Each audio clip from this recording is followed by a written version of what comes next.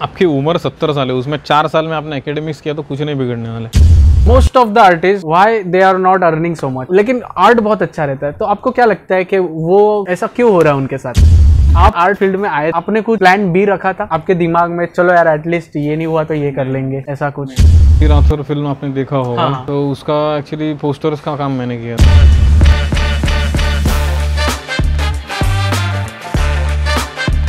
गुनगुनाता है दिल मेरा डम डम डरडम डम डम डम डरडम डरडम डरडम डम डरडम डरडम डरडम डम डम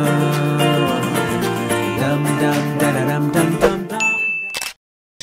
हेलो सर, सरांचं नाव आहे अभिषेक आचार्य। यही बेस्ट मोमेंट है, जो देख रहे हैं उनको भी आपके कुछ पोस्ट देख रहे हैं वो लोग, अच्छा, उसके वो बड़े फैन होते हैं, पर उनको है ना आपके बारे में और बहुत कुछ जानने का रहता है, लेकिन वो आपसे रीच आउट नहीं हो पाते। तो वो माध्यम मैं हूँ जो अलग अलग आर्टिस्ट मुलाकात कर रहा हूँ और उनके पास आपकी एक रियल लाइफ लेके जा रहा हूँ। तो पहला सवाल ये है कि अभिषेक आचार्य कौन है? कौन है ये मुझे भी नहीं पता, मैं भी ढूंढ रहा हूँ। अभी तो जस्ट जर्नी स्टार्ट हुई है मेरी, तो अभी स्ट्रगल पीरियड चालू है कि कौन हूँ मैं भी ढूंढ रहा हूँ। और ये ना मिलने तक ज़्यादा अच्छा होगा, क्योंकि तब तक मेरा ज़्यादा मैं एक्सप्लोर कर सकूँगा। जिस दिन मिल जाएगा उस दिन मेरा जर्नी रुक जाएगा, मुझे ऐसा लगता है। तो जितना ये डिले होगा मैं ढूंढते रहूँगा उतना मज़ा है इसमें, ऐसा मुझे लगता है। आपकी शुरुआत कैसी थी?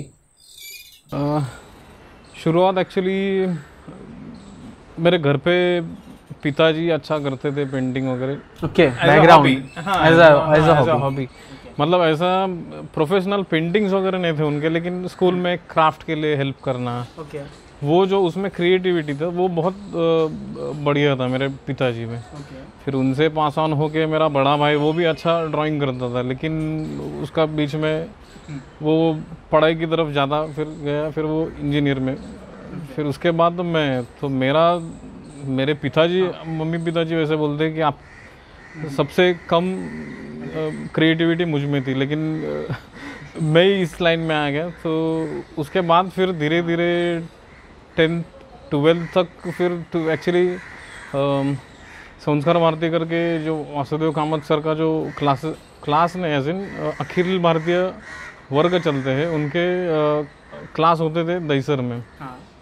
तो मैंने एक्चुअली 12th में उधर ज्वाइन किया। एवरी संडे क्लासेस होते थे, एवरी संडे आउटडोर होते थे। फिर धीरे धीरे उधर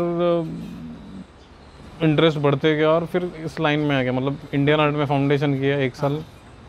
पूरो सर से मुलाकात हुई, पूरो सर ने बहुत इंस्पायर किया। फिर कम्प्लीटली इसी लाइन में आ गए। बहुत अपोज हुआ कि फाइन आर्ट में कुछ नहीं है। किसके तरफ से?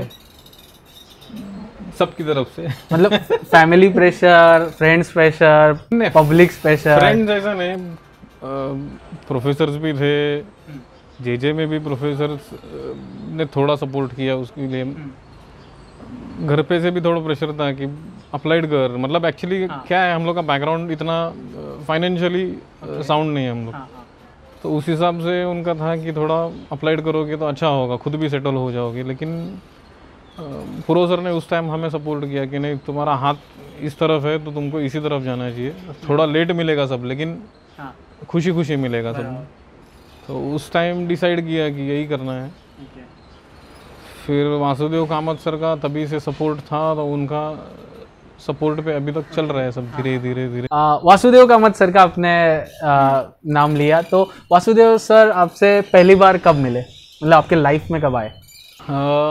क्योंकि वो बड़ा नाम है आर्ट इंडस्ट्री में। वो एक्चुअली बहुत ऐसा क्या बोलते हैं, मेरे लिए ऐसा एम्बैरेसिंग है कि अभी याद करके भी मुझे थोड़ा ऐसा एम्बैरस होता है कि इस टाइप में भी। Let's share, don't worry. Actually मैं 12th में था, तो 12th तक तो मैं वॉलीबॉल खेलता था। मेरा ऐसा अब तक का ये है कि जो मैं करता हूँ उसमें पूरा मेरा लगा देता हूँ सब। तो मैं वॉलीबॉल खेलता था, स्टेट लेवल तक खेल चुका हूँ। तो एवरी संडे मुझे एक्चुअली एक सर मिले थे, वो बोले थे कि एवरी संडे ऐसा क्लास होता है उधर, वासुदेव कामत करके एक आदमी मिलेगा तुमको, उधर जाओ, तुम्हारा सब ड्राइंग दिखाओ उनको, वो आपको गाइड करेंगे। मैं बोला ठीक है। तो संडे को हम लोग एक्चुअली वॉलीबॉल का सेशंस होता था वही स्कूल में, मैं उसी स्कूल में पढ़ा था, लेकिन 10th तक मुझे पता नहीं था कि उस स्कूल में एवरी संडे ऐसा होता है, क्योंकि संडे को जाना कभी बनता ही नहीं था हम लोग का। लेकिन 12th में ऐसा हुआ कि हम लोग खेलने गए थे और मैं पूरा पसीने से पूरा भीग गया था, मट्टी बिट्टी सब लगा हुआ था। तो खेलते खेलते मैं मेरे कोच को बोला था कि ऐसा ऐसा है, तो अरे वो तो है ना वो दाढ़ी वाले वहाँ से सदरा विदरा पहन के, बोला ठीक है वो आएंगे तो खाली मुझे बता देना। बोला ठीक है। तो खेलते खेलते पूरा भीग गया था मैं, पोर्टफोलियो साइड में रखा था, उसके ऊपर भी प्लास्टिक, बारिश था एक्चुअली उस टाइम पे। तो वो ऐसा क्लासेस ऐसा था कि इंडोर बारिश में होता था और बारिश ख़त्म होने के बाद आउटडोर रहता था। तो ऐसे खेलते खेलते ऐसे कोई तो सामने से स्मैश मार रहा था और मैं जस्ट ऐसा डिफेंस कर रहा था, उतने में सर ने आवाज़ ये करे उधर वो आ रहे थे उधर। मैंने वो सब छोड़ दिया और सब भाग के मिला उनको कि सर ऐसा ऐसा है। तो उन्होंने देखा, पेशेंटली देखा, तो एम्बेरसिंग इसलिए थे कि उनके ही 2-3 पेंटिंग्स थे तो मैंने कॉपी किए थे जो मुझे पता नहीं था उनके थे और उनको ही मैं दिखा रहा था। उन्होंने पेशेंटली सुना, सब देखा और बोले ठीक है तो संडे को आओ प्रैक्टिस करो इधर, देखते हैं फिर। बढ़िया, फिर बोले चलो संडे को आते हैं। लेकिन उधर धीरे धीरे फिर सर का डेमोज देखने मिला। एक्चुअली क्या है, he is very grounded.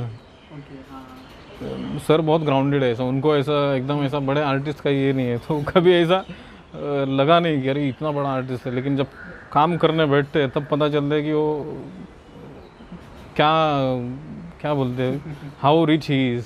Okay, मैं अभी तक मिला नहीं हूँ, लेकिन मिलने के बाद ऑब्वियसली आप जितना बता रहे हो उससे कई बढ़िया रहेंगे सर। नहीं नहीं, अरे बाबा हमको जितना समझ में उतना थोड़ा बता रहा हूँ मैं। अभी आप लाइफ में क्या कर रहे हो? फिलहाल 2 साल तो कोविड था तो काफ़ी ऊपर नीचे स्ट्रगल्स था, फाइनेंशियली थोड़ा बैलेंस करना, खुद का काम करना, ये चालू है अभी भी, थोड़ा उसका इफ़ेक्ट है। तो उसको बैलेंस करके फिर एक शो करने का प्लान है मेरा। लेकिन फ़िलहाल कमर्शियल काम का थोड़ा लोड है तो उस पर ही चालू है मेरा। खुद का काम करने के लिए थोड़ा समय कम मिल रहा है। तो आर्ट स्टूडेंट्स को बहुत से ऐसे डाउट्स रहते हैं कि भाई आर्ट इंडस्ट्री में तो आ गए, आर्ट फील्ड चूज़ कर ली, लेकिन अब अगर अभी कमीशंस करने हैं तो वो कहाँ से आएंगे? नहीं, एक्चुअली ये मुझे भी बहुत बोला गया था कि काम कहाँ से मिलेगा, ये कहाँ से होगा, वो कहाँ से होगा। लेकिन मेरा अब तक का मेरा ये डिसीजन है कि काम, खुद का काम करते रहना चाहिए।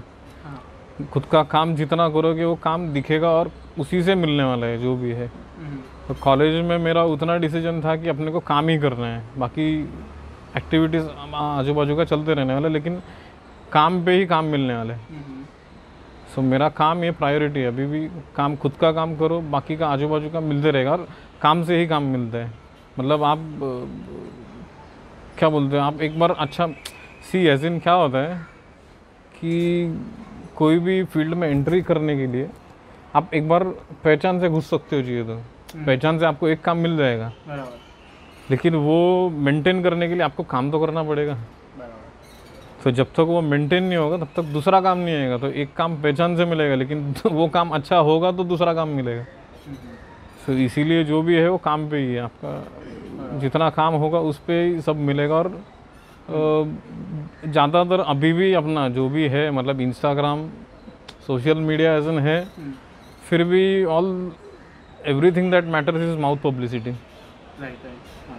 आपका काम जब तक कोई देखेगा नहीं, वो जाके तारीफ नहीं करेगा, तब तक सामने वाले को पता नहीं चलेगा। हमें बचपन से सुनाया जाता है कि आपका जो सराउंडिंग रहता है वो सराउंडिंग ही आपका मैटर करता है, आपका फ्यूचर क्या होगा।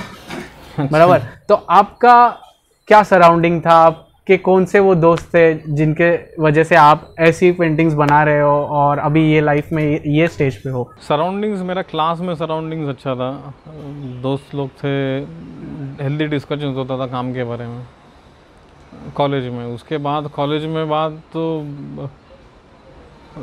मास्टर्स में भी अनिल नाइक सर थे हमको, तो उन्होंने भी बहुत हेल्प किया था काम के लिए, इंस्पायर करना हर बार कि करो करो करो। तो वो तो कॉलेज का था। लेकिन उसके बाद फिर कॉलेज के बाद फिर मेरी और अक्षय की मुलाकात हुई, अक्षय भाई सर। हाँ, तो वो उनका काफ़ी उनके साथ रहना वो बहुत इंस्पायरिंग था कि काम कैसे किया जाता है। वो सब बहुत साथ में रह के ज़्यादा हम लोग का डेवलप हुआ। अक्षय भाई सर, वैभव नायक, मतलब हम लोग ने काफ़ी आउटडोर एक साथ जाते थे। तो उसी में हम लोग का डिस्कशन होता था काम के बारे में, तो उसी में डेवलप हुआ। एक्चुअली वैसा ही रहता है कि काम हम लोग एक्चुअली कामत सर ने तभी से सिखाया कि अकेला प्रैक्टिस करना अलग है, ग्रुप में प्रैक्टिस करना अलग होता है। ओके और वो क्या ये करते हैं सबसे ज़्यादा कि अकेला करना अच्छी बात है या नहीं, both are important, both are important. आप अकेले में भगवान को प्रार्थना करते हो, मंदिर में जाके भी प्रार्थना करते हो, तो दोनों का इम्पोर्टेंस है। इम्पोर्टेंस ऐसा है मेरे हिसाब से, मुझे जितना समझा है कि ग्रुप में जब काम करते हो तब आपका कॉन्फिडेंस डेवलप होता है, और जब इंडिविजुअल काम करते हो तब आपका काम का स्किल्स डेवलप होते रहते हैं। इंडिविजुअल आप जब काम करते हो आपका काम पे कंसंट्रेशन रहता है, लेकिन ग्रुप रहता है तो आपका एज इन परफॉर्मिंग आर्ट कैसे भी डेवलप होगा, सबका देख के और हम क्या कर रहे हैं और हम क्या कर रहे हैं, और उसके बीच में फिर अपना प्रेजेंट करना। तो तभी भी एक्चुअली ऐसा होता था कि जब हम लोग आउटडोर स्टार्टिंग में जाते थे तो मेरा ऐसा शेड्यूल रहता था कि एवरी संडे तो सर आते थे करेक्शंस वगैरह देने, कामत सर। तो मेरा ऐसा रहता था कि अरे सर करेक्शन तो एवरी संडे दे रहे, लेकिन मेरा काम कितना हो रहा है। तो फिर उसके बाद मैंने ऐसा चालू किया कि एवरी डे या एवरी अल्टरनेट डेज जाके लैंडस्केप करना। मतलब जो गाइडेंस मिल रहा है उसका थोड़ा अप्लाई तो होना चाहिए काम पे। तो अप्लाई नहीं होगा तो सामने वाला कितना भी कुछ भी करे वो रिफ्लेक्ट नहीं होगा ना काम पे। तो इसीलिए वो शेड्यूल अभी भी है कि ग्रुप में जब रहते हो तो इनपुट्स लेना चाहिए और उसके ऊपर वर्कआउट इंडिविजुअल में करना चाहिए। तो ये मुझे ऐसा लगता है, ये मुझे जितना समझा है। कॉलेज के टाइम में कैसा रहता है, अलग अलग सब्जेक्ट दिए जाते हैं, बट नेचर पेंटिंग करे, लैंडस्केप करे, पोर्ट्रेट करे, किसको ज़्यादा टाइम दे? एक्चुअली प्रिफरेबली सी पर्सनली मेरा जो जर्नी है वो मैं देखूँ ना तो मैंने स्टार्टिंग में लैंडस्केप ज़्यादा किया है, क्योंकि लैंडस्केप में क्या होता है, you have got scope to do mistakes. मतलब कि एक झाड़ का एक पत्ता अगर इधर उधर हो गया तो चल जाएगा, बट जब वो कॉन्फिडेंस आता है कि हाँ मेरा पेंटिंग अच्छा हो रहा है, एक सर्टन कॉन्फिडेंस आता है ना कि अरे यार ये मस्त हो गया है, तो उसके बाद जो सेकंड पेंटिंग रहता है उसमें यू गेट स्पॉन्टेनियस एनर्जी और वो आप अप्लाई करते हो। तो उसी पे मेरा सब ये जर्नी मैंने बेस किया है कि एक पेंटिंग करना, उसको थोड़ा इंस्पायर लेके सेकंड। लेकिन क्या होता है कभी कभी स्टार्टिंग स्टेज में एक आध पेंटिंग बिगड़ गया ना तो you get very much demotivated. तो वो एक सर्टन लिमिट तक ना वो जर्नी मैंने फॉलो किया है कि जो हो रहा है, जो जम रहा है वो करो, इतना इंस्पायर होके आ गया है। उसके बाद फिर आई एक्सेप्टेड चैलेंजेस कि चलो ये अभी आगे इसके बाद जो नहीं जम रहा है वो करना है। तो उस टाइम पे फिर हम लोग ने फिर पोर्ट्रेचर, उसके बाद तो एकेडमिक्स में ही था मैं, लेकिन फिर धीरे धीरे मेरा जर्नी ऐसा था कि स्टार्टिंग में जो जम रहा है वो पहला अप्लाई करो, लेकिन जब थोड़ा जमने लगेगा तभी उसको पीछे छोड़ के जो नहीं जम रहा है उसके ऊपर कॉन्सेंट्रेट करके आगे बढ़ना चाहिए। उसमें फिर लैंडस्केप इसके लिए ज़्यादा आसान है क्योंकि आपको इधर उधर हो जाएगा तो चलता है, लेकिन जब क्या होता है पोर्ट्रेट बैठे, समझो कोई अपना ही दोस्त बैठा, अपने ही कोई बैठे हैं नज़दीक वाले, तो दे एक्सपेक्ट कि मेरे जैसे दिखे वो बराबर। तो स्टार्टिंग में अभी नहीं हुआ ना वैसा, वो फिर वो डिमोटिवेट हो जाता है, यार ये जम ही नहीं रहेगी। तो उसके लिए धीरे धीरे थोड़ा प्रैक्टिस रहता है, वो करके वो होता है, लेकिन वो मेंटल लेवल तक पहुंचने के लिए थोड़ा टाइम लगता है कि to accept our mistakes and go. ये मेरा क्वेश्चन था लेकिन आपने कवर कर दिया। वो जो मतलब हमारे जो सराउंडिंग में लोग रहते हैं, जो नॉन आर्टिस्ट भी रहते हैं और जो आर्टिस्ट भी रहते हैं, दोनों के कमेंट्स आते हैं पीछे से, लेकिन वो माहौल में हम अपना पेंटिंग पे कैसे कंसंट्रेट करें, ऐसे टाइप का क्वेश्चन था मेरा, लेकिन वो भी कवर कर दिया आपने। इसीलिए ग्रुप पेंटिंग इसके लिए इम्पोर्टेंट है, क्योंकि ग्रुप में क्या होता है, व्हेन यू मतलब हम लोग जब आउटडोर जाते थे तो आउटडोर में एक्सपेक्ट नहीं रहता कि पीछे आके कौन देखने वाला है, छोटा बच्चा से भी बड़ा तक आके, मतलब कभी कभी ऐसा हो जाता है कि कोई एक छोटा बच्चा आके भी गलती निकाल देता कि अरे ये तो ऐसा है ही नहीं इधर। मुझे नीलेश आर्टिस्ट ने भी यही कहा था, जो वॉल पेंटिंग्स करते हैं बड़े बड़े, उन्होंने भी ऐसे कहा था। वो नॉर्मली पॉलिटिकल लोगों के, शिवाजी महाराज के बड़े बड़े पेंटिंग बनाते, तो उन्होंने भी कहा था मतलब मैं जब पेंटिंग करता हूँ जैसे बच्चा या फिर कोई भी अनपढ़ गंवार आता है और लिटरली धमकी दे के जाता है ऐसे उन्होंने कहा था लग जाते कि यार ये ऐसा है. की शरद पवार जी का निकाल रहा है, शिवाजी महाराजांचा काढतोय तर चांगला झाला पाहिजे, नाही तर बघ. हाँ, तो वैसे ही ग्रुप पेंटिंग्स में वो ज़्यादा सीखने मिलता है. और क्या होता है ग्रुप में रहते हैं तो कोई तो एक अच्छा निकलता है, तो पब्लिक सब उधर घूम जाती है फिर. तो उस टाइम पे एक मेंटल ये रहते हैं अरे यार सब उधर गए. तो ऐसे सब मतलब चैलेंजेस रहते हैं वो ग्रुप में काम करना, वो टैकल करने के लिए सीखने मिलता है उधर. एक खुद का एक स्टाइल कैसे क्रिएट करे? नहीं एक्चुअली ये मुझे ऐसा लगता है ये करने वाली चीज़ नहीं है, वो होने वाली चीज़ है. जितना आप प्रैक्टिस करोगे उतना होते जाएगा ये. आप जानबूझ के करने जाओगे तो इट इज़ क्या बोलते हो, एक दिन में बिल्डिंग खड़ा करना और एक 5 साल में बिल्डिंग खड़ा करना, उसमें डिफरेंस है. एक दिन का बिल्डिंग गिर भी सकता है. सो जब आप ऐसा रिस्क लेते हो तो इट इज़ वेरी डेंजरस कि आपका जो बन रहा है वो ब्रेकअप भी हो सकता है, जल्दी नीचे भी गिर सकता है उतना जल्दी.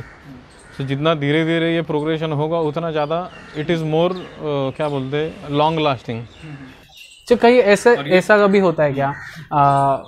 सॉरी सर, तुम कंटिन्यू करा. नहीं मैं बोल रहा हूँ कि ये अपने पुराने ज़माने से ही चलते आ रहा है. जितना ज़्यादा लाइफ लॉन्ग, फॉर एग्जांपल जो हम लोग आर्टिस्ट देखते हैं, सीनियर आर्टिस्ट, बड़े आर्टिस्ट, सार्जेंट, एंटोनियो मेसन, ये लोग का लाइफ लॉन्ग जर्नी है. हम लोग देखते हो एक 5 मिनट में 10 मिनट में, बट वो 5-10 मिनट के हम लोग जो देखते हैं उसमें उन्होंने पूरा अपना लाइफ स्पेंड किया हुआ रहता है. सो उतना जल्दी जो है वो it is not so quick. जो आजकल हम लोग ढूंढ रहे कि फटक से आज की और कल मिल जाएगा, वैसा नहीं है. पूरा लाइफ लॉन्ग काम करना पड़ता है तभी थोड़ा कुछ हाथ में मिलता है. आपका कॉलेज कौन से ईयर में ख़त्म हुआ था? मेरा कॉलेज 2013 में मेरा बैचलर्स हुआ और 14, 15, 16 में मेरा एक्चुअली मास्टर्स कंप्लीट हुआ. पोर्ट्रेचर में मेरा मास्टर्स हुआ है जे स्कूल ऑफ आर्ट में ही. एज ए यंग आर्टिस्ट, मतलब अभी के ये डेकेड के जो स्टूडेंट्स है, मुझे ऐसा लगता है कि ना हमारा जो, आपको क्या लगता है ये बताओ, क्योंकि जो मेरे जैसे लोग हैं उनकी मेंटालिटी से मैं आपको क्वेश्चन कर रहा हूँ, क्योंकि मोस्ट ऑफ द स्टूडेंट्स का यही दिमाग में है कि ये जो हमें अभी सिखा रहे हैं, ठीक है, ये बहुत सालों से चलते आ रहा है. जो आई थिंक आपके टाइम पे रहेगा वही अभी भी हमारे टाइम पे. तो उसका क्या मतलब अर्थ निकलता है? मतलब वो ही सीखना चाहिए, आपको क्या लगता है? या फिर उसमें चेंजेस लाने चाहिए? या फिर आपके टाइम पे भी आपको लगता रहेगा कि अरे ये तो और पुराना है, सेम जैसे हमें लगता था वैसे तो आपको भी लगता था, या फिर आप सीखते गए? हम लोग एक्चुअली जो एकेडमिक्स जो सीख रहे that is classical art. Classical art ये बेस होता है कोई भी फील्ड में आगे जाने के लिए. आप अलग से सीख के भी आर्टिस्ट बन सकते हो, सेल्फ थॉट भी बन सकते हो, but when you go through academic process there is certain journey. वो आपको जर्नी करना ही पड़ेगा. आप नर्सरी में एडमिशन लेके टीचर को नहीं बोल सकते हो कि मुझे ये नीचे लिखना है, रेड एंड ब्लू लाइन में ही लिखना पड़ता है, समझे. सो जब आप एंटर करते हो you are as good as in a nursery to this field, right. So उसमें आपको एक वो जो होता है, क्या होता है स्टार्टिंग में जब ग्रोथ होता है ना, तो you need some boundaries for that growth. जब बाउंड्रीज में धीरे धीरे धीरे बढ़ोगे ना, आपकी उम्र 70 साल है, उसमें 4 साल में आपने एकेडमिक्स किया तो कुछ नहीं बिगड़ने वाले. बराबर. सिंपल.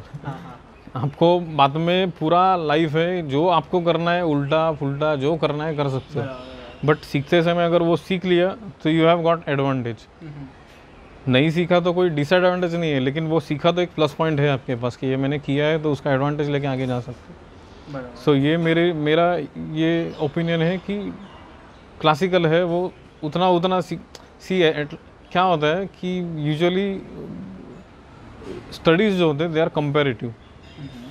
स्टार्टिंग में सब्जेक्ट जो सीखते हैं वो कंपेरेटिव, मतलब फॉर एग्जांपल आपको बोलता हूँ मैं, स्कूल में जब होते हैं बच्चों को इंस्पिरेशन किधर से मिलता है, as in fine art field के लिए आने के लिए और आर्टिस्ट बनने के लिए, दे सी बुक इलस्ट्रेशन, राइट.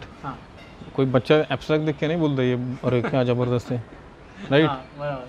तभी मेंटलिटी ये होता है कि you need some comparative objects. Comparative किससे होता है? लाइफ जो आजू बाजू में आदमी है, झाड़ है, पेड़ है, ये वो है, एज इन एक क्या बोलते हैं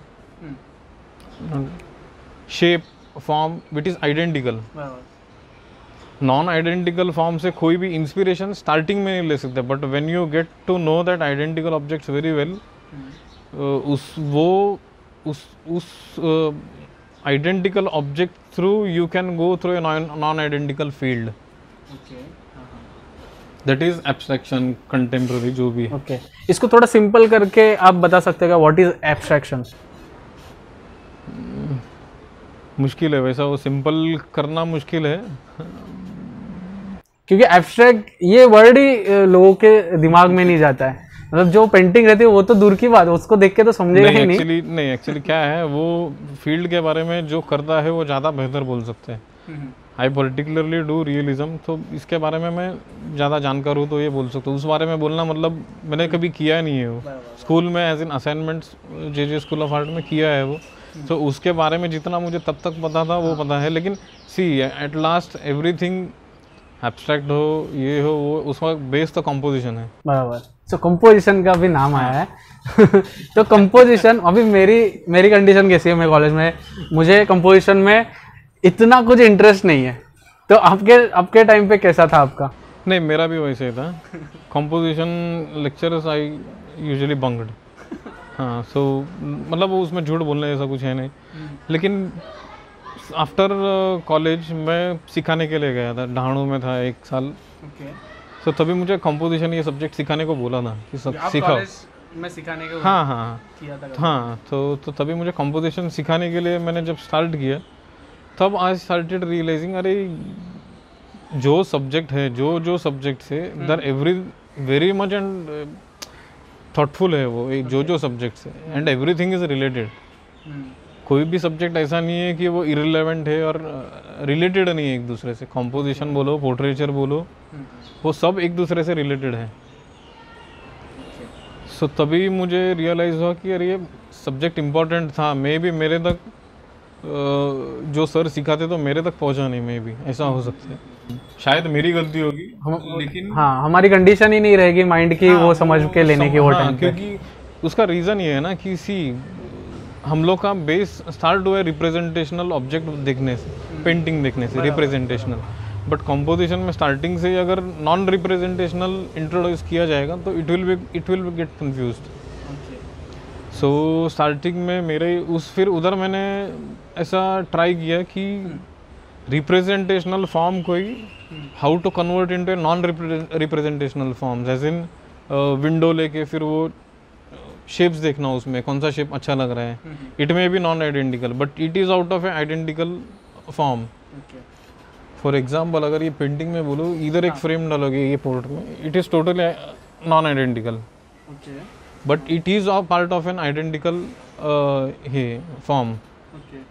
तो उस हिसाब से मैंने एक्सपेरिमेंट करने चालू किया, तो मुझे पता चला कि सब्जेक्ट बहुत इंटरेस्टिंग है वो, और उसमें बहुत करने जैसे है। और उसी के बेस के ऊपर से हम लोग realistic paintings can get more, क्या बोलते हैं, इंडिविजुअलिस्टिक। हाँ, दैट इज़ द बेस। हाँ, और बहुत अच्छा लगता है जब मतलब विश्वाल सर भी उनके पेंटिंग्स में अलग अलग कंपोजिशंस यूज करते हैं जो इमेजिनरी रहते हैं, तो वो भी काफ़ी अच्छा दिखता है। और इसमें भी आपने जो कंपोजिशन क्रिएट किया है, तो वही होता है, मेन कंपोजिशन से ही इंडिविजुअलिस्टिक अप्रोच चालू होता है। और वो अगर बेस हम लोग ने स्टार्टिंग में छोड़ दिया तो बाद में वो डिफिकल्ट होता है। सुपर। ये कंप्लीट हो चुकी है अभी? नहीं, चालू है, थोड़ा डिटेल्स है नीचे। हाँ। कितना, कब से आपने चालू किया ये पेंटिंग को? हो गया करीबन 1 महीना हो गया, लेकिन आजू बाजू में भी ऐसा एट ए टाइम 2-3 काम चलते रहता है मेरा। सो ये एक काम था, अभी फिलहाल ये एक बचा है तो ये कंप्लीट करना, और 2 पोर्ट्रेट चालू है। वाओ। और मैक्स एक पेंटिंग के लिए आप कितना टाइम लेते हो? Depends, individual. मेरा प्रोसेस ऐसा रहता है कि जब तक मैं आई वेट कि अंदर से कुछ आए, अच्छा स्ट्रोक लगे, तब तक मैं वेट करता हूँ। तो मैं घाई नहीं करता ज़्यादा कि मुझे, अनलेस क्लाइंट की तरफ से बहुत ज़्यादा ये होगा तो फिर करना पड़ता है। लेकिन खुद के ऊपर ज़्यादा टाइम रहेगा तो आई वेट कि स्पॉन्टेनियसली इंस्पिरेशन मिलके कब तक हो सकता है। तो आई वेट, तो महीना लग सकता है, 2 महीना, 1 साल। लेकिन ऑफ कोर्स कमर्शियल फील्ड में काम करता हूँ तो एक डेडलाइन रहता है, उसमें करना पड़ता है। Most of the artist, why they are not earning so much? At least एक लिविंग के लिए जो कमाना होता है नहीं नहीं, एटलीस्ट आपके पास कुछ ना कुछ है। लेकिन ऐसे बहुत से आर्टिस्ट होते हैं जो कुछ भी नहीं कमाते, तो लेकिन आर्ट बहुत अच्छा रहता है। तो आपको क्या लगता है कि वो ऐसा क्यों हो रहा है उनके साथ? नहीं, ये तो एक्चुअली मुझे पूछोगे तो एक टाइम की बात है, टाइम की बात है कि एक टाइम रहता है कि कुछ नहीं रहता है हाथ में, लेकिन एक टाइम ऐसा भी आता है कि बहुत कुछ रहता है हाथ में फिर। सो ये मेरे हिसाब से पूछोगे तो एक टाइम रहता है, सर्टेन टाइम आपको सस्टेन करके you need to concentrate on work. नहीं, मैं क्या बेसिस पे बोल रहा हूँ, कोई आर्टिस्ट को आइडिया नहीं होता है, they are not best sellers. थोड़ा सा अगर आर्टिस्ट है तो थोड़ी सी सेल्समैनशिप उसके अंदर रहनी चाहिए, ऐसा मुझे लगता है। But most of the artist को नहीं लगता रहेगा, तो उसके वजह से शायद से वो थोड़ा सा कम लगते रहेंगे, करते रहेंगे लाइफ में। ऐसा नहीं होता है, ये तो it is part of this journey, I think so. मुझे पूछोगे तो ये पार्ट और नेचुरली आर्टिस्ट का ये नेचुरल ये कि टेंडेंसी है, they do not have that salesmanship जो आप बोल रहे हो, ये नेचुरली है और वो पार्टी है। अभी हम लोग ऐसा देखने जाओगे तो वासुदेव गायतोंडे जो हाईएस्ट पेड ये है आर्टिस्ट है, तो उनका जो लाइफ जर्नी था उसमें देखोगे तो उनको तो लाइफ में कुछ वैन गॉग लाइफ में कुछ नहीं मिला उनको एज इन। हाँ, तो ये जो है ये पहले से ही चलते आने वाली बात है। But there is also M.F. Husain sir who have achieved so much, और उनमें वो थी। हाँ, that's why he's M.F. Hussain. सो वो आज भी वही है कि कोई आर्टिस्ट में है, कोई आर्टिस्ट में नहीं है, बट दैट डज नॉट मतलब आर्ट पेंटिंग आर्टवर्क की वैल्यू अमाउंट डिसाइड नहीं करते। नहीं वो बराबर है, वो तो completely different part of the. Similar is artist एक आर्टवर्क करता है तो उसका वैल्यू होता है, इट इज़ नॉट अमाउंट। सो वो जो फाइनेंशियल ये है तो वो तो चलते ही रहने वाला है, कम ज़्यादा होने वाला है, आर्टिस्ट के ऊपर है। हाँ, बट ऑफ कोर्स इट क्या बोलते हैं, टेस्टिंग टाइम्स होते हैं, यू विल बी टेस्टेड। आप इस फील्ड में आए हो तो आपका टेस्ट होने वाला है, पेशेंस का होने वाला है, फाइनेंशियली सब होने वाला है। उसमें जितना आप यू विल सस्टेन उतना आपका ज़्यादा ये होगा, ऐसा मुझे लग रहा है। शायद मैं भी सस्टेन करूँ नहीं डेफिनेटली, आपका इतना अच्छा आर्ट है, आप तो कमीशन वर्क्स पे भी कई काम कर सकते हो। नहीं, वो है लेकिन। अच्छा, आपका एंड गोल क्या है? आपको कमीशन आर्टिस्ट बन के रहना है या फिर आपका खुद का एक आपको नहीं अलग? सी एज एन आर्टिस्ट खुद का यही ज़्यादा प्रेफरेंस है। तो वो तो है, वो मेन इसमें ही है, दैट इज़ वो साइडलाइन नहीं। मैंने वो साइडलाइन हुआ रहता तो मैं कब का, क्योंकि आज के डेट में भी हम लोग आउटडोर चालू है, मेरा लैंडस्केप्स चालू है, पोर्ट्रेट मिलते तो पोर्ट्रेट्स होते हैं, पर्सनल प्रैक्टिस ऐसे चालू है, उसमें किधर भी ब्रेक नहीं है।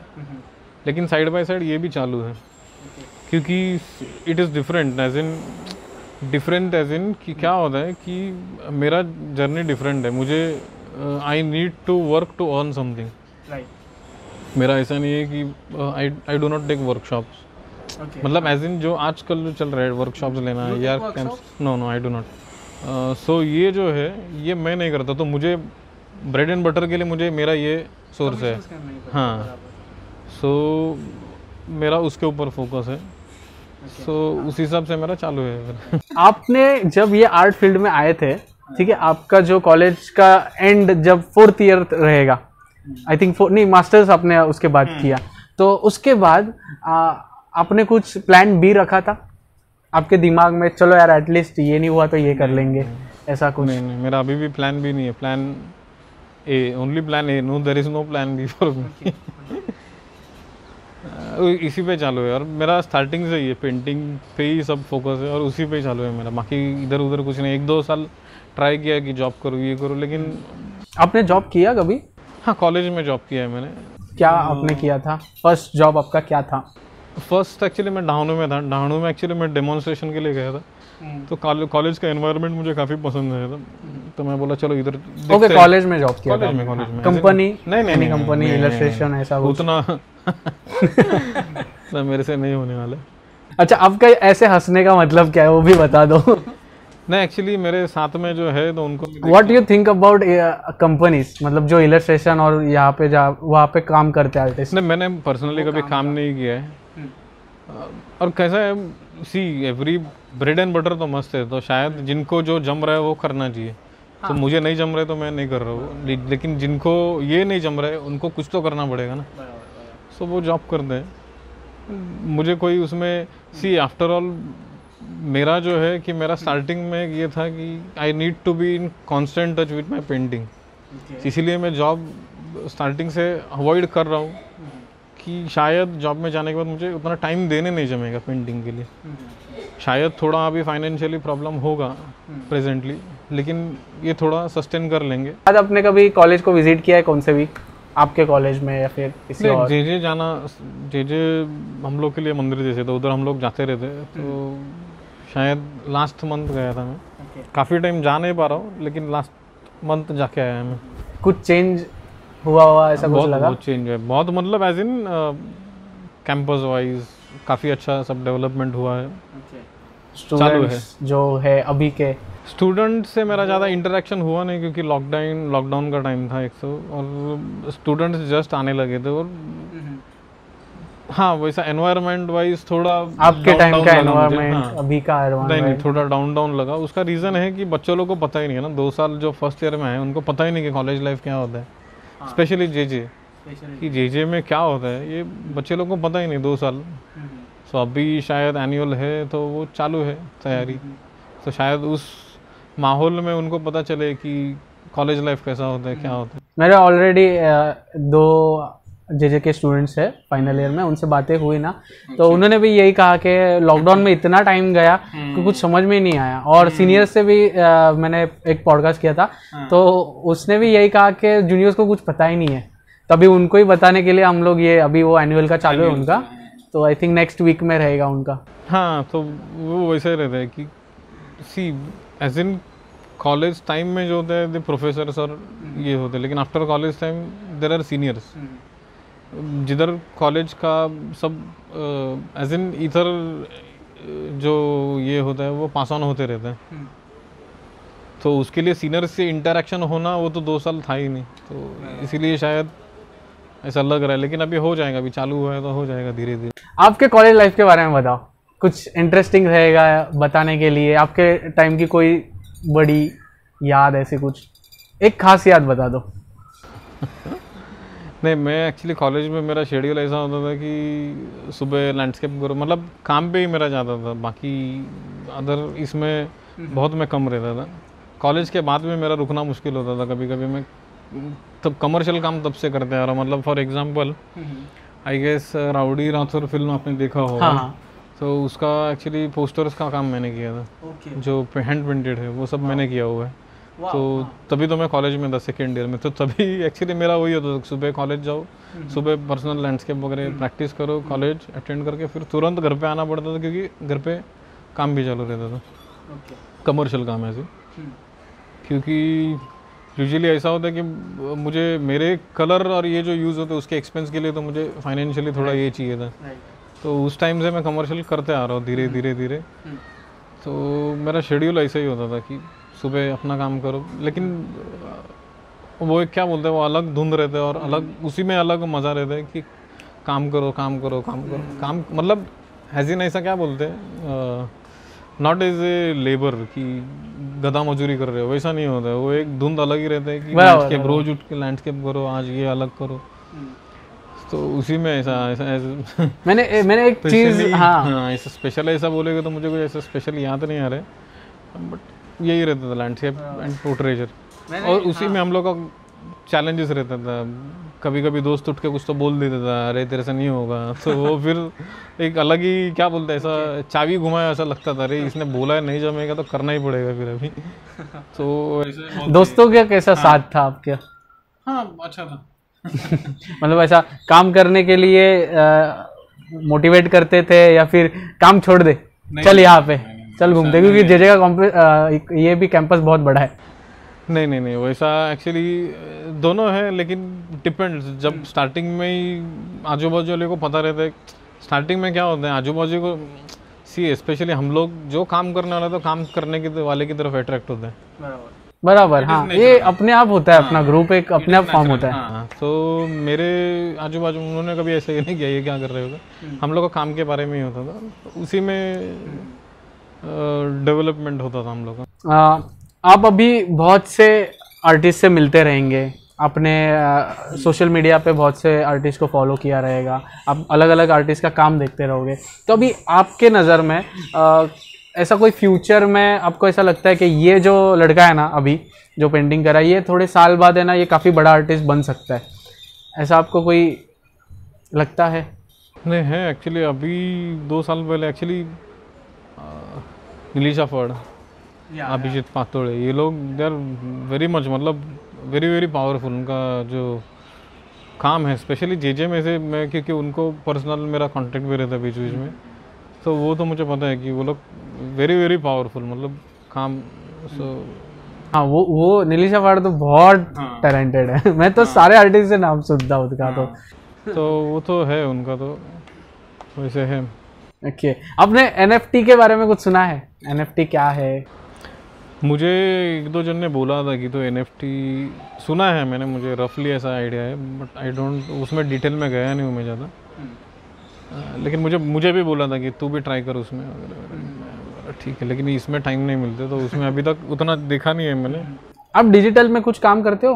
नहीं, मतलब डिजिटल में आपने कभी काम नहीं किया है, तो फिर NFT आपका है ही नहीं। नहीं, हाँ वही, वो तो है बेसिकली। नहीं एक्चुअली मेरा एक था कि मुझे डिजिटल भी सीखने के लिए बोला था बहुत जन ने कि डिजिटल सीख, तो वो एक है कि सीखना है, लेकिन देखते हैं अभी टाइम कैसा मैनेज होता है उस हिसाब से। लेकिन मुझे अभी तक एक भी ऐसा आर्टिस्ट नहीं मिले जो NFT के बारे में जानते होंगे, क्योंकि मुझे खुद को जानना है।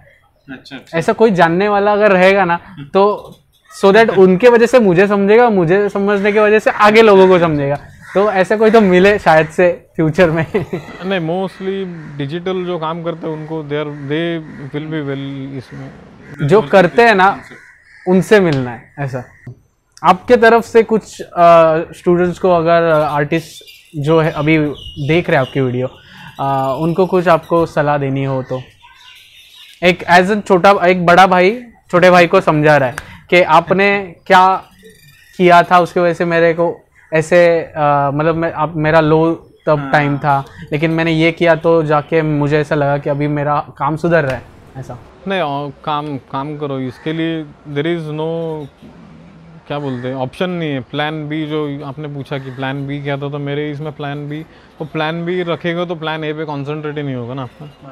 तो आपका एक प्लान ए होना चाहिए और उस पर आपका फुल फोकस होना है। आई थिंक सो पेंटिंग जो भी आप काम कर रहे हो उसी पे फोकस करके उसी पे ज़्यादा से ज़्यादा काम करना, वही सलाह है, उससे बढ़कर। कॉलेज में जाके बैठना चाहिए? नहीं, बैठना भी चाहिए, लेकिन काम होने के बाद बैठना चाहिए। मतलब काम ये प्रायोरिटी होना चाहिए, मेरे हिसाब से काम ये प्रायोरिटी होना चाहिए, बाकी चलते रहने वाला है, आजू बाजू में जो भी है वो सब चलते रहने वाला है। ऐसे आर्टिस्ट, मतलब मैं काफ़ी ऐसे आर्टिस्ट लोगों से, तो जैसे फॉर एग्जांपल पंडित भीमसेन जोशी, उनका एक इंटरव्यू सुन रहा था, तो उन्होंने उसमें वही बोला था कि जो पॉलिटिशियंस जो होते हैं उनको इलेक्शंस होते हैं इधर, बराबर, बट आर्टिस्ट का इलेक्शन एक ही बार होता है ऊपर से। Okay, he elects and he sends कि आपको आर्टिस्ट बनना है। क्या बात है। सो ये बहुत इंपॉर्टेंट है कि आपको अगर पता है कि आपको इसमें करना है तो उतना टाइम देना पड़ेगा, काम करना पड़ेगा इनफैक्ट। लेकिन मेरे आज के जर्नी में मेरी बहुत बड़ी सपोर्ट है, मेरी वाइफ इन जॉब स्कूल में है, तो फाइनेंशियली थोड़ा 19-20 होता है तो सपोर्ट रहता है, मेंटली है। मैम का नाम क्या है? अवनी मैम, कल ही मैं भूल भुलैया देख के आया हूँ। अच्छा। आपका अभी शादी हुआ है क्या?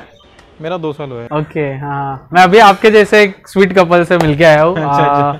अमित दाने सर। अच्छा, हाँ, उनका भी बहुत क्यूट सा बेबी है। बहुत खेले हम उसमें। आप पॉडकास्ट देखना, बहुत मजा आएगा उनके साथ। आप कहाँ पे मिले? मॅम वरती ठेव. अरे ठेव, माझा ऐक, तू माझ्यासाठी आलाय. हा हा, या ना, चालेल ना. हा, इथे बसा ना सरांच्या. तुम्ही काय करता? मी आता एक टीचर आहे ओके. आणि मी लर्निंग लिंक्स फाउंडेशन म्हणून एक NGO आहे ना, त्याच्या थ्रू शाळेमध्ये जाऊन शिकवते, इंग्लिश शिकवते. Okay, English. हां, सो एक म्हणजे जनरली जरा लोअर स्ट्रॅटामधून जी मुलं येतात त्यांच्यासाठी आम्ही काम करतो. Okay, so basically English teacher. हां, ओके. आणि शिक्षण तुमचं कशामध्ये झालेलं आहे? मी म्हणजे सेमी की मराठी? नाही, असं माझं सेमी आहे. सेमी. मी मराठी medium सर मधलीच तुमचं? आहे. Proper English medium. ओ. English medium. आणि तुम्ही प्रॉपर इंग्लिश मीडियम मध्ये झालं. कुठे भेटला पहिल्यांदा? मला असं वाटतं आम्ही नाटकातच भेटलो ना. पहिल्या नाटकातच भेटलेलो. ओ, संगीत कोण सोबत नाटक होतं. करत होता? नाही, कोणीच नव्हतं. आम्ही प्रेक्षक म्हणून गेलो ओ. होतो. म्हणजे माझी शाळेतली मैत्रीण आणि म्हणजे माझ्या त्या 2 मैत्रिणी ह्याच्या फाउंडेशन मध्ये होत्या ह्याच्या बरोबर. ओके. त्यांच्या थ्रू हां.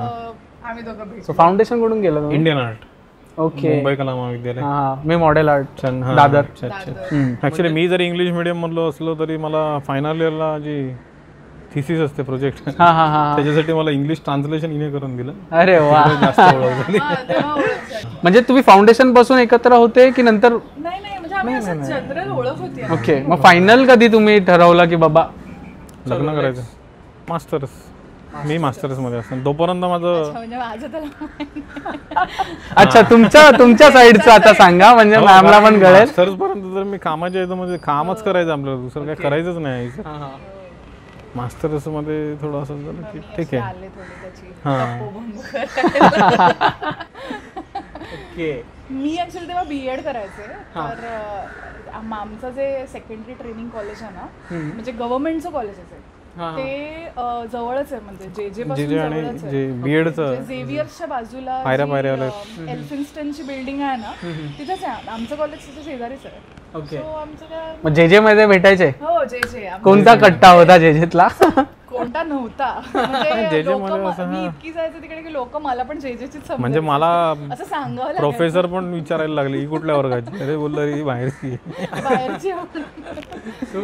आता जेजेची एक जोडी आहे ती जाम फेमस आहे, नील आणि श्रेया. त्याने खूप जबरदस्त काम केले त्याने. नील. हो हो, जे काही चाललंय त्याचा प्रवास अवर्णनीय आहे. तो बेसिकली ना, तो कोलॅबमुळे एवढा चांगला त्यांचा ग्रुप बनलेला आहे ना. ते खरं असं झालं पाहिजे इंडस्ट्रीमध्ये, सगळ्यांनी एवढा सपोर्ट केला पाहिजे ना कोलॅबिंगचा. पण आर्ट इंडस्ट्रीमध्ये मी बघतो ना, ते नाही जुडायला तयारच नसतात. प्रत्येक जण थोडंसं सेल्फिशनेस असतो आर्टिस्ट मध्ये. बेडकांसारखं आहे ते. एका सगळ्या बेडकांना एकत्र हे करणं म्हणजे. पण नीलनी खूप चांगल्या प्रकारे केलं ते. नाही, काय काय आहेत जे सपोर्ट पण करत असतात. मॅम, आर्टिस्टचं तुमचं काय मत आहे? आर्टिस्ट हा कसा आहे? आता तुम्हाला सर्वांचं बरोबर जनरल आर्टिस्ट जनरल म्हणजे तुमचं मत काय बनलंय? पहिलं तर म्हणजे मी जेव्हा असं जेव्हा सुरुवात, म्हणजे मी अगदी माझा सुरुवातीचा विचार नाही, तोपर्यंत तर आम्ही म्हणजे माझा आणि आर्टचा असा काही संबंध नव्हता. मी डान्स शिकायचे, कथ्थक शिकायचं. मी गुरु राजश्री ओक यांच्याकडून कथ्थक शिकते. आणि तेव्हा म्हणजे मी शिकायचे, पण असं चित्रकला, हस्तकला किंवा ह्या सगळ्या ज्या कला आहेत त्यांचा माझा काही संबंधच नव्हता. नुसतं बघायला आवडायचं वगैरे. सो जेव्हा म्हणजे असं म्हणतात ना, असं मुलगी असं सर्टन असतं, मग त्याच्या लग्नाचाच विषय निघतात तिच्या फक्त घरामध्ये. जेव्हा असं तेव्हा म्हणजे मी असं ठरवलं होतं की नाही, आपल्याला असा एक 6 to 5 जॉब करणारा किंवा वॉटर असा एक साचेबद्ध जगणारा असा नको आहे. आपल्याला कोणीतरी असा पाहिजे की जो समाजामध्ये त्याचं जे काय आउटपुट आहे किंवा त्याचे जे काय आहे गोष्टी तो करतो, ते डायरेक्ट जात आहेत, म्हणजे कोणापर्यंत तरी थेट पोचतायत त्या. असं मला काय माहिती, माझ्या डोक्यात कधी म्हणजे होतं ते. सो आणि बाय द बाय हा भेटून गेला, होऊन गेला. जाम विचार करतात हो. तुमचं मत काय आहे मुलीबद्दल चूज करायच्या वेळेला? Me only painting. त्याचं पण मत मीच त्याच्या बाजूने पण मीच विचार तो आपला तसा पेंटिंग. त्याच्यामुळे मी पेंटिंगचा विचार करू शकतो खरं. चांगलं आहे. हा, पण एक आहे की ते त्या दिवशीच मी एक खूप छान हे वाचलं, कोट वाचला सुनीताबाई देशपांडेंचा, की म्हणजे कलाकाराबरोबर राहणं की कसं असतं ते. म्हणजे पदराने झाकलेला दिवा, म्हणजे त्याला विझून, तो दिवा विझून पण नसतो द्यायचा, पदर जळून पण नसतो द्यायचा, आणि ते त्याचं तेल पण म्हणजे सांभाळून घ्यायचं. हा, म्हणजे तुमची तारेवरची कसरत असते थोडक्यात. पण म्हणजे ती कशी स्वतःहून केलेली तारेवर. तुमच्याशी बोलताना मला ना, भाई तुम्ही मूवी बघितलाय पु ल देशपांडेंचा? तिचं प्रचंड वाचन आहे त्याच्यामध्ये. तुम्ही भाई मूवी बघा, पु ल देशपांडेंचा आहे, तुम्हाला तुमची स्टोरी वाटेल. नाही, पण ती इनफॅक्ट ती तुला उलट बोलेल की तू पुस्तकं वाच. हो, कारण पुस्तकांमध्ये जे आहे मला सांगू का की असं म्हणजे ते म्हणतात ना टिप ऑफ द आईसबर्ग, तर म्हणजे असं खूपच कमी मूवीज आहेत की जे तुला ना एक तो काय म्हणतायत, तो आत्मा असतो ना, सार, हा, ते तुला म्हणजे त्या दिवशी मी एका खूप छान इंटरव्ह्यू मध्ये वाचलं, ह्यांचा इंटरव्ह्यू होता आय थिंक, अरे फेमस तो राही बर्वे म्हणून लहान मुलगा, अरे खणात जातो ना तो, त्याचं तुम्ही नावच येत नाही, सोन्याचे कॉइन, तो जे नाव आहे ना ते खूप मोठं पुस्तक आहे यांचं, त्याच्या म्हणजे कादंबरी आहे, त्याच्यावरून ते नाव घेतलेलं आहे. बट एनिवेज त्या डायरेक्टरच्या इंटरव्ह्यूमध्ये ऐकताना म्हणजे ऐकलं मी की त्याला असं विचारलं गेलं की तू पुस्तकच का नेहमी घेतोस तुझ्या मूवीसाठी. सो त्याचं असं म्हणणं पुस्तक घेणं खूप गरजेचं आहे, कारण ना शेवटी तो जो आत्मा असतो ना, चित्रपटाचा जो आत्मा असतो ना, तो त्या पुस्तकामध्ये तुम्हाला ऑलरेडी मिळून जातो. तुम्ही जेव्हा अगदी पहिल्या शब्दापासून चित्रपट लिहायला घेता किंवा करायला घेता, तेव्हा त्याच्यामधला तो आत्मा शोधणं किंवा त्याच्यामध्ये ती फुंकर घालणं खूप कठीण असतं आणि खूप कमी डायरेक्टर्सना ते जमतात. पण तुम्ही जेव्हा पुस्तक वाचता किंवा तुम्ही जेव्हा पुस्तकावरून काही घेता, तेव्हा ते तुमचं अर्धं काम त्या लेखकाने केलेलंच असतं. सो तुम्हाला तो चित्रपट अजून जास्त भावतो. म्हणजे थोडक्यात सांगायचा मुद्दा हा की तू पुस्तकं वाच. म्हणजे चलो, एक पुस्तक वाचणाऱ्यांचा पॉइंट ऑफ व्ह्यू पण आपल्याला कळालाय की ते म्हणजे मी सर्वांच्या आर्टिस्टशी विचारतो की तुमच्या आर्ट बद्दल सांगा, पण त्यांचे खूप सारे, आता एवढा वेळ आम्ही बोलतो, पण तुम्ही पुस्तकांच्या बद्दल किती वेळ बोलू शकता हे कळून येते लगेच. नाही, पुस्तक मी पण वाचन करतो, पण मी लागेल तेवढं काय हिस्टॉरिकल रेफरन्स वगैरे लागेल. म्हणजे त्याचं वाचन असं विकिपीडिया सारखं असतं की आपल्याला जनरल एक माहिती लागली. हा, म्हणजे ॲज इन हिस्टॉरिकल काही पेंटिंग्स करताना त्याच्यामध्ये असं तफावत नको जाणवायला, म्हणून ते थोडं नॉलेज असणं गरजेचं आहे. सो हां, सो मी ते वाचन तेवढं लागतं मला. ओके, पण मग आमचं डिस्कशन त्याच्यावरूनच जास्त असतं की एखादं त्याला पेंटिंग करायचं असतं किंवा एखादा विषय भगवद्गीतेचं पेंटिंग आहे त्याच्यामध्ये, काढलेलं एखादा विषय भावलेला असतो, तेव्हा मग तो त्याचे विचार सांगतो. मग माझं कुठलं काय काय वाचलेलं असतं, ऐकलेलं असतं, मी तो सगळा असा भरणा त्याच्यासमोर ओतते की हे मला हे होतं. मग त्याच्यातून त्याला एखादा रेफरन्स मिळून जातो पेंटिंगसाठी की म्हणजे आता मध्यंतरी असं झालं होतं की त्याला मीराबाईचं एक चित्र केलेलं आहे, मिस्टिक मूड, हिना भट मॅमने जे शो केलेलं त्याच्यासाठी मीराबाईचं एक चित्र केलेलं. ओके, आता ते शोज झाले हिना मॅट, त्याच्यामध्ये 2 पेंटिंग्स होते, हिना, मीराबाई आणि कबीर. तर त्याच्यामध्ये असा एक विषय होता मीराबाई, तर ते मीराबाई विषय रंगवला मी. सगळं माहिती होतं की काय कसं करायचं, सगळं सेट झालेलं, सगळं केलं पण मी. बट ते त्याला एक काय म्हणतात, ॲज इन असं व्हिज्युअल आकार तर त्याचा तयार झाला, but to put it in words ते काय कठीण जात होतं मला की हे शब्दात कसं. तर तिने कुठलं पुस्तक, मृण्मयी म्हणून पुस्तक, त्या पुस्तकामध्ये असं एक इव्हेंट आहे, ते इव्हेंटमध्ये ती एक साधी मुलगी आहे, बट त्याच्यामध्ये तिने ते वर्णन केलं की तिला पावसात भिजताना तिला नेमकं काय काय वाटतंय. म्हणजे त्या पुस्तकातलं हे असं आहे की ते म्हणायला कादंबरी आहे, पण ना ते गोनी दांडेकरांचं मला तरी असं वाटतं की एक चिंतन आहे. म्हणजे त्यांनी ज्ञानेश्वरीचा खूप काही तप, म्हणजे मला असं वाटतं 1 तप जवळजवळ अभ्यास केला होता.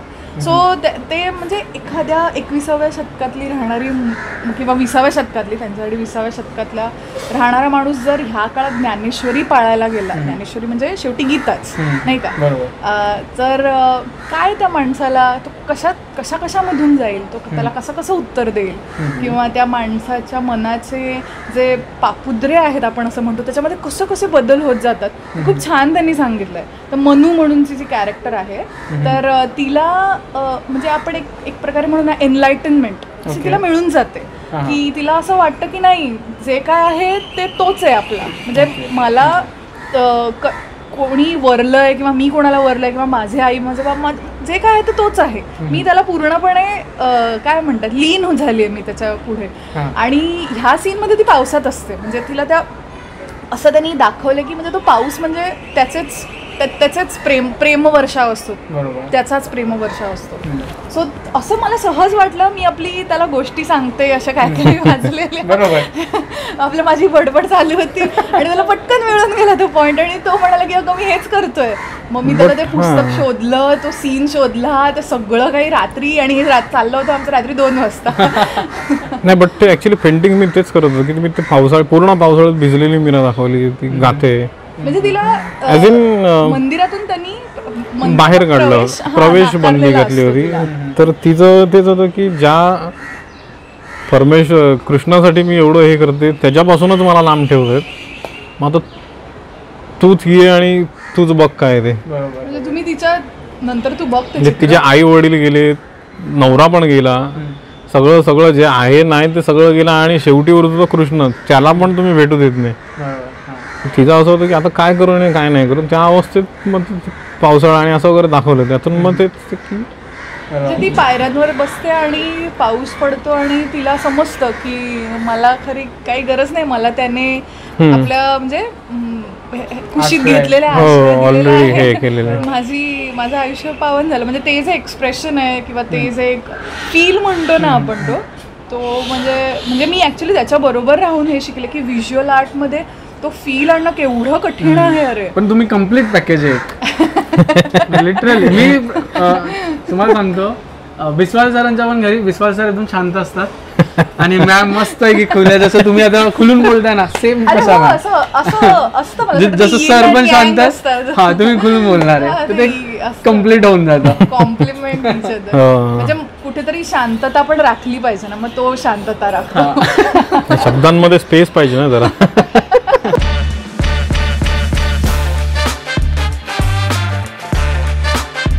गुनगुनाता है दिल मेरा रम डम डरडम डम डम डम डरडम डरडम डरडम डम डरडम डरडम डरडम डम डम डम डरडम डम डम डम. सरां चालू केली, आत्ता चालू केली. वा ठीक आहे.